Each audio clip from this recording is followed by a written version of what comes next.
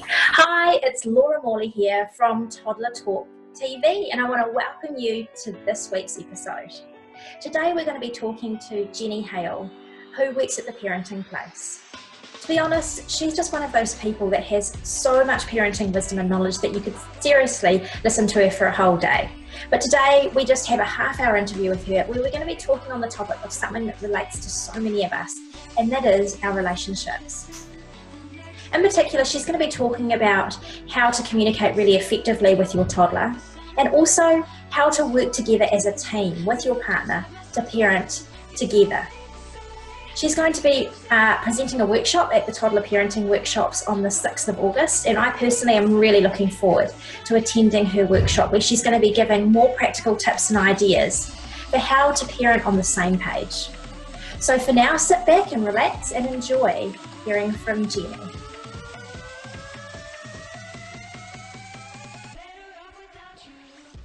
Hello and welcome to Toddler Talk TV today, and on the couch today we have Jenny Hale.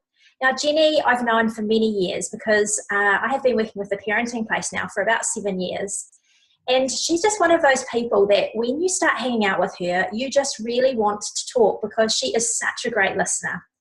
But today I'm going to have to hold back and I'm going to let her do all the talking because she is so wise, having worked with hundreds of families. And I'm really excited to have you, Jenny, to join us today. And so I was just wondering what a typical day looks like for you. Oh, I love being asked that, Laura, because not many people ask me what I do in a day. So I had a look at my diary and I thought, what do I do in a day? And because I'm a family coach, a lot of the stuff I do has to do with work issues and responding to emails where people are asking me something about their child, or they've got stuck, they've had some advice and they want a bit more help. So I'm doing a lot of responding, and then I'm writing articles for our magazine. We have an amazing magazine for parents. I'm having the odd cup of coffee because we've got a lovely cafe here and it's really good coffee. So I like to squeeze one or two of those in a day, and lots of meetings. I'm not so fond of meetings, but I seem to find myself caught up in meetings, and a little bit of training because the coaching team is growing. So I'm spending some of that time. We've got someone in Wellington who's learning to be a coach. So, we're Skyping or talking, that sort of thing. So, that's sort of my day job, what I'm doing. And then there's, what would I do in a day? And that would be, if I wasn't at work, I would be walking, swimming, gardening, reading, and with my grandchildren. Fantastic. And I bet it's great having grandchildren because it kind of means that you're coming full circle, aren't you? And you get to experience parenting from a different perspective, which is really lovely, while still honing your skills. And I guess you must try out a lot of your strategies on them when you're looking after them and stuff. You can go back and try out those things on your toddler grandchildren. I think it keeps me very grounded because sometimes you can get a little bit lofty, or you just do this. And because my husband and I have finished our parenting, I think it's quite easy to look back and sort of feel maybe it was easier than it really was. Now I've got grandchildren, we're only a kilometre away, and with a 6-year-old and a 16-month-year-old, I'm really facing some of those issues. Yesterday it was coaxing a 6-year-old to go outdoors, to do something she didn't want to do, and keeping just a 16-month-old child safe, because he's getting into everything. And then, issues over eating. The 6-year-old has remembered that we have a 1-bite rule in our family, which is, just to get her to taste something that wouldn't normally be on her plate. And I was a bit stumped yesterday because she had the 1-bite rule and then refused, which is sort of part of it. You can, just have 1 bite. You've tried it, and that's it. And then I realised it had always worked, and now she'd gone on to eat whatever it was, because the first bite got her over the hurdle, or the first bite just confirmed to her that she didn't like this food. So I had to think, well, I don't know what I do now that she's turned me down. So she went home and told her parents that she hadn't had enough dinner. Oh no! Oh dear, that's hilarious. I love it. One of the things that I really enjoy about what you do is that obviously you go around the country and you talk to large groups of parents. You also talk one-on-one with families as well. And I've worked quite extensively with you now and presenting workshops. And I'm really looking forward to you coming to the 6th of August toddler parenting workshops. I know that last year when you did the Strong Toddler workshop, it was so well received and people just walk out of there feeling like you've given them so many practical ideas. But this time we're really going to be tackling an issue that I think every single couple face, and that is the relationship and the way that it changes when you have little people in your life. And I'm just wondering if you can outline a little bit about what you're going to be talking about at our workshop event. I'd love to, and this is a really important one, but often not one that people think, oh yeah, we need that. Many couples think, we're doing okay, yes, we have Barneys and we have disagreements about raising children. They probably don't realise how good it can be when two parents work together really well, and they probably don't realise that it can really disempower them as well when you are cutting the other parent out, or one parent's taking over, or a parent's got an alliance with the children more than an alliance with their partner. So it's a great sort of eye-opener. I mean, some parents are happy to say, look, we have such different parenting styles that we need help. But I think it goes under the radar for many parents. And I would say that there are two things that parents find really hard. Of all the hundreds of issues that I've covered with families, one is staying calm. Lots of parents would say that's really hard to do. Under fire, staying calm, or you can last for a while and then it usually your saintliness goes. And the other one is parenting in a united way. And that's because two people coming together, mums and dads, are finding that they've been raised differently. Their parents have usually parented them differently. So they've got that sort of coming into it. They're also different natures, personality-wise. So one parent will often be softer and one will be firmer. And they'll often clash because, one parent will say, why are you letting them get away with that? The other parent will say, you're so harsh and you're so critical and you're so negative and you're always growling. And that just keeps them kind of doing their own thing and forming their own alliances with the children, and children feeling really scrambled and insecure and knowing that their mums and dads aren't kind of together on things. Sometimes it's really subtle, and a lot of the time it's really out there in the open, and it's making parenting harder, not easier. And I'm all for making parenting easier. Absolutely. I think what happens is often you can get together as a couple, but it's not actually until you have a baby and then a toddler who can be throwing up some challenges. When you've got that baby, yes, there are challenges in your relationship, but I think once that toddler starts to become a little bit more challenging in terms of not always wanting to do what you want them to do and, asserting their will and all of those things. And sometimes I think that's where the real parenting comes in. Before that, when they're a baby, you're very much caring for them and meeting their needs in that area. But I think it's when they're a toddler that it's like the doors start to open, you get to know the toddler's personality more, and you get to really see your partner, I guess a lot more of their parenting style, don't you? And a lot of what they experienced when they were children starts to just naturally come out. It's like, something that you've got ingrained in you to start with, and you don't even sometimes realise that until you have a little person in your life or little people in your life.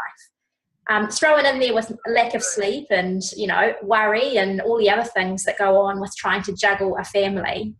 I can imagine that there must be a lot of parents that come and see you.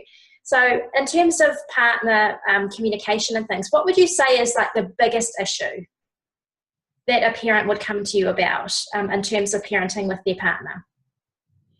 I think the issue is that they realise that they have pulled apart and one's occupied, let's call it the firmer role, and one's taken I'm going to have to balance this out, because you know, let's for instance say dad's stricter, firmer, he wants to lay down the rules, he wants things to get done. He's doing it in often the way that guys do it, which is just do it because I said so. And it might come with a little bit of harshness in the voice. And men just have a way that their voice is louder, and, you know, they cut through a lot of the stuff. And then what mums have to do will often be the opposite of that. And it's called I call it the seesaw effect, where he's got too harsh, mum goes too soft, to just try and even it out. And then both parents are not really parenting the way they want to. He feels he's got to be that tough because it's too loose at home. She feels she has to be that soft and nurturing because it's too tough and critical and firm. And they're both distancing themselves. And the children are left with this two really different styles. So they start to gravitate towards usually the softer style, begging mum to rescue them, or asking dad. He says no, going to mum, and she says yes. And then the conflict goes from the children to the parents. And now something is that needed to happen with the children has now gone to the parents. And so the child just moves out of there, that they no longer are doing what they were asked to do because mum and dad are battling it out. And so children get insecure with that, and their behaviour gets worse. And therefore it amps up what mum and dad are feeling about one another. And they get really cross with each other, which is natural, but it's not a great way to parent. Absolutely. And I was thinking back to a couple of weeks ago, I've been talking to a couple of parents, and they were just expressing the challenge that you go through in the toddler years, with one of the parents tending to be who the toddler gravitates towards. And so I've had a couple of people ask me, because we do Q&A Tuesday on our private Facebook group for Toddler Talk. We have a VIP group called Very Important Parents. And in there we, you know, discuss questions and things that we have. And it seems to come up quite regularly where people are saying, well, how can I get my child to bond more with my partner when they are actually the primary breadwinner? They're not actually around a lot, or they're more strict, or, you know, there's all those things going on. And so that the child is always gravitating towards me to do everything. And I'm, you know, that's fine for when they're really little, but as they get older, that's not really a sustainable model, especially when you start having a baby and a toddler. If that toddler's constantly demanding that the mother is always the person that does everything with them, then it can cause a little bit of difficulty. So I can see that without the conflict between two partners or two different parenting styles, just the fact that the toddler is in the mix is definitely something that, you know, can cause several families to find it a really challenging stage to go through. So I think the workshop that you're running will be really, really good for lots and lots of parents. Yeah, I really do cover that one where there is a favourite parent, yes, which can feel lovely to begin with, and then it can feel like I would actually just like not to do the story again tonight in the bed routine and the bath and feed the child and cuddle the child and put the child into the car seat. It's suffocating for a parent, and it's understandable, but children can be helped and coached to actually utilise both parents. And I think the parent who's cut out can often feel really left out. And, you know, we've got ways that we can help that parent almost support the other parent and share the load. And there's things you can do that are really, they're quite easy, but where you can insist that, you know, you might have mummy's night to read the story, daddy's night to read the story. You swap roles with the other parent. If you're on your own, you know, you may also need to have somebody that you can call upon to help back you up with some of the things that you're doing when you're sort of being whistled down by a child who sort of constantly wants you. But that favoritism one, or that, desire to monopolize one parent, there's a few neat little things you can do to share that task out. Yeah, fantastic. So in terms of, you know, if there are people who are watching this episode and feel that they would like to get some one-on-one help for their family, what would be the best way that they could do that? I think if they go to our website, theparentingplace.com, they can have a look at coaching. They can see the number of coaches that we've got there, read up about us, see what coaches do, kind of look at some of the issues that we cover. You know, most things we can cover in parenting. And I think the neat thing about coming to a coach is that you get to talk about the issues that you're facing. You know, books are amazing, courses are wonderful. We've got a great toolbox course. Sometimes you think, I just want to talk about my stuff, and I want somebody who's probably worked with this issue before, just to help me with what's happening in my family. It's sort of cut to the chase. The other thing that parents love about coaching is that you just want some reassurance that you're normal, that, you know, this is part of parenting. You know, I think we sometimes doubt ourselves and think, you know, am I the only parent who's got a toddler or a 4-year-old or a 6-year-old who's getting really tricky, or is high maintenance, or who argues all the time, or who doesn't seem to listen to anything? And when you come and see a coach, you just feel like, it's normal. She's not looking shocked. He's not looking shocked with this. It's actually something that happens in families. And then the neat thing is, and there's ways out of it as well. There's things that you can do, which when we're stressed, let's face it, we don't call upon what we know. It often goes. So we need reminders. And so many parents will say, I just feel so reassured. I wasn't that far off. I just needed a couple of new ideas, or someone to sort of give me hope again that I'm doing okay. I love my kids. I'm not enjoying them as much as I'd like to, but I've got some help with that as well. So I can get out of that loop of being negative and stuff like that. So yeah, I think parents find it's just great to talk to somebody. Yeah, and I think sometimes it's nice to actually just take a step back, because when you're in the moment and you're day in, day out with your toddler, you know, sometimes you can kind of get wrapped up in it. But I think when you take a step back and you actually, you know, meet with somebody, it's an opportunity to actually look at the big picture and say it's actually going to be okay, because sometimes you can get quite overwhelmed. If you've got a toddler who's not sleeping or not eating properly or is having terrible tantrums, it really starts to affect so much of your family life and what you do. And I think, you know, having that one-on-one time just makes such a difference, to just be able to step back and go, okay, let's tweak a few things. Because I find a lot of the time that parents are doing a great job, but they just need to tweak one or two things here and there, and it makes all the world of difference. It so does, Laura. And we've found that the little things often make the big impact. And yeah, just hearing them again or hearing them for the first time, just, yeah, it gives you a little bit of a nudge to go in that direction. And then another nudge, you know, 3 months later might be useful, as you just want to keep the momentum going. But, you know, we say to parents, it's a marathon, it's not a sprint. So, you know, we want to be there on your journey just to encourage you as well. And let's face it, I think we all need a bit of encouragement in what we're doing. And the sphere of parenting is such an amazing privilege to be raising children. And I don't think we want to wait and just grit our teeth and bear it. I think we want to enjoy it as well. So that's what we're here to do.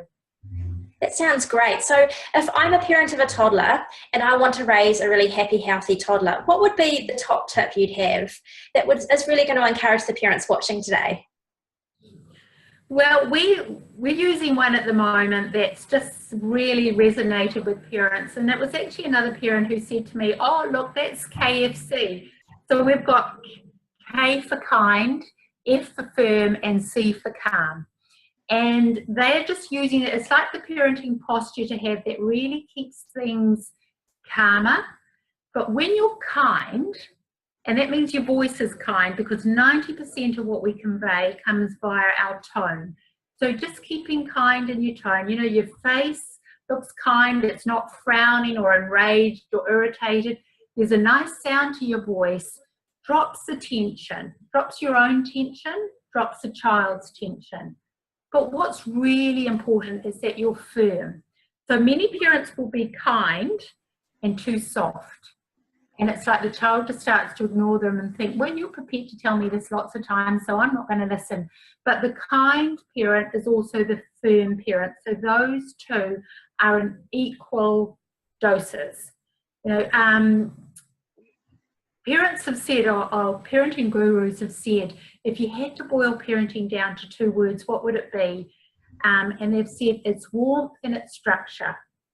So being affectionate and kind is really important, but being firm and structured and having routine is really important as well. So we're just getting parents to balance those up, and most parents would acknowledge they've got one usually stronger than the other. Put those 2 in equal amounts and then calm. So you can learn to be calm. I mean, my teaching background was really helpful for this, but just knowing that calm creates calm and stir creates stir. So when you lift your voice and you rant or you screech or you shout, you change the dynamics. When you drop it, you stay calm. Even if you have to say, I'm going out to the letterbox to find my calm voice, I'll be back. It's just showing your children you know how to keep the calm in there as well. You know how to control yourself, which children need to know it's possible to find self-control. Put those 3 together, and if that's all you did, you'd find that the dynamics in your family would shift and just be easier to do. And that's a great reminder, and it's easy, you know, KFC is easy to remember. That's fantastic. Thank you so much for your time. We've just had a wonderful chat today, and I know this is going to be so beneficial for so many parents that are watching this today. If they want to get hold of you, Jenny, where do they find you? Yep, they go to our website, theparentingplace.com, look under family coaching, have a good look around and see what else we do, what books we've got and what courses we run and events. But that's how you do it. If you just want to make a phone call to our receptionist, just ring 09 524 0025 and you can talk to someone there and they'll help you with whatever direction you need to go. Thank you. Have a great day. Thanks, Laura. It's been great to talk to you.